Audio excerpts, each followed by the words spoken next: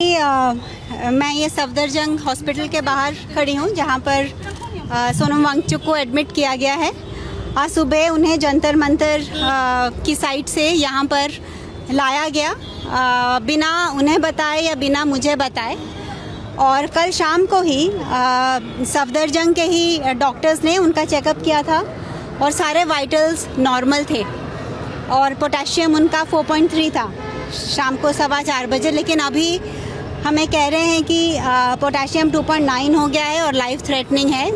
लेकिन जब हमने कहा कि रिपोर्ट दिखाइए, क्योंकि हम बिना रिपोर्ट के कुछ भी उनको देना नहीं चाहते हैं, मैंने क्लियरली ये कहा है कि कुछ भी ओरल या इंट्रावेनस बिना मेरी कंसेंट के उनको नहीं दिया जाएगा और जो भी दिया जाएगा वो रिपोर्ट के बेसिस पे दिया जाएगा। लेकिन वो हमें वो रिपोर्ट दिखा तो रहे हैं जिसमें 2.9 है उनका पोटेशियम, लेकिन दे नहीं रहे।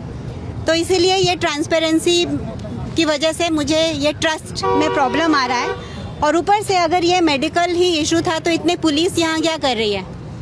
और सेकेंडली हमारा फ़ोन हमें क्यों नहीं ले जाने दिया जा रहा सोनम को? तो ये जैसे सफदरजंग हॉस्पिटल नहीं है, जैसे सफदरजंग प्रिजन है ऐसा लग रहा है। इतने सारे पुलिस हैं उस फ्लोर पे और जो 2.9 ये कह रहे हैं जिसके बेसिस पे ये इंट्रावेनस देना चाहते थे पोटेशियम, जो मैंने मना कर दिया है, वो 2.9 मेडिकली पॉसिबल नहीं है कि एक ही शाम में 4.3 से 2.9 आ जाए। मैम, क्या आपको लग रहा है कि सोनम की हंगर स्ट्राइक तोड़वाने की कोशिश की जा रही है? हाँ, डेफिनेटली ये तो उनकी रूल बुक का ही एक पार्ट है। ये तो हमको पता ही था कि वो कोशिश करेंगे कि जो मंडे, एक्चुअली ये जो पिछले 20 दिनों से प्रोटेस्ट चल रहा है, ये एक मिसाल है देश में कि जिस जेनजी को इतना उनके बारे में बुरा भला कहा जा रहा था, उसी जेनजी ने ये दिखाया है कि कितने पीसफुल प्रोटेस्ट से, कितने सही तरीके से हम अपनी मांगों को आगे रख सकते हैं। तो ये प्रोटेस्ट इतने अच्छे तरीके से किया जा रहा है और इसीलिए सोनम वांगचुक इसके साथ ये जुड़े, बहुत ऑर्गेनिकली इसके साथ जुड़े, क्योंकि उनको यूथ की ये मांग बिल्कुल सही लग रही थी कि एजुकेशन के लिए, एजुकेशन की ट्रांसपेरेंसी के लिए, एग्जामिनेशन के लिए जो यूथ मांग कर रहे हैं, जो उनका भविष्य इस पर डिपेंडेंट है, वो बिल्कुल सही है मांग।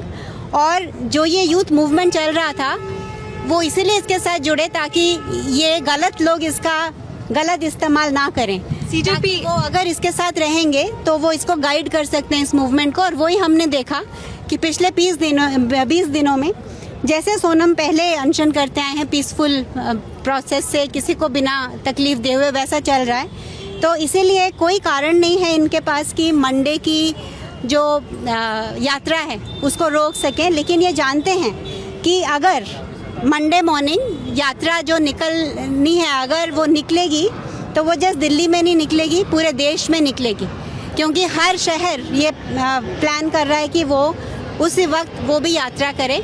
और अगर सोनम की तबीयत, मुझे तो नहीं लगता कि उसमें कुछ ख़राब है उनकी तबीयत, वो बिल्कुल ठीक है। और हम एक थर्ड पार्टी लैब से दोबारा वो टेस्ट रिपीट करने जा रहे हैं बिना उनको दवाई देने के पहले, और वो बिल्कुल ठीक हो जाएंगे और वो यात्रा के लिए रेडी होंगे। और ये आंदोलन बाकी के बच्चों ने, इंक्लूडिंग अभिजीत ने, जारी रखा है। और अगर सोनम ना भी ज्वाइन कर सके वो यात्रा को, तो मैं उनको रिप्रेजेंट करते हुए वो यात्रा को लीड करूंगी और वो होगा मंडे को। जो प्लान है वो ऐसा नहीं है कि सोनम को अगर वहाँ से ज़बरदस्ती ले आए हैं तो वो रोक सकते हैं। तब ज़माना और था, अब ज़माना और है। हमने देखा है कि कैसे सारे गवर्नमेंट इंस्टीट्यूशंस टूट चुके हैं, उनका जो भी उनका स्टेचर था वो अभी है नहीं। हाल ही में मैंने सुप्रीम कोर्ट में सोनम को बाहर निकालने का जो मुहिम चलाई थी, उसमें ये पता चल गया है कि हमारी जुडिशरी जो है वो कॉम्प्रोमाइज़ है, हमारी पुलिस तो कॉम्प्रोमाइज़ है ही, हमारा मीडिया भी बहुत हद तक कॉम्प्रोमाइज़ है। लेकिन क्योंकि सोनम के जो 30 साल की उनकी काम रहा है और तपस्या रही है, उनकी एक इतनी इज्जत और प्यार है लोगों के उसमें कि हर, चाहे वो जुडिशरी हो, चाहे वो पुलिस हो, चाहे वो मीडिया हो और चाहे वो एग्जीक्यूटिव हो या जो भी हो, गवर्नमेंट के दबाव में कुछ भी बेशक वो करें, लेकिन हर एक के ज़मीर में ये मूवमेंट को हेल्प करने का ही जज्बा रहता है और जिसकी वजह से आज तक ये यहाँ आया है।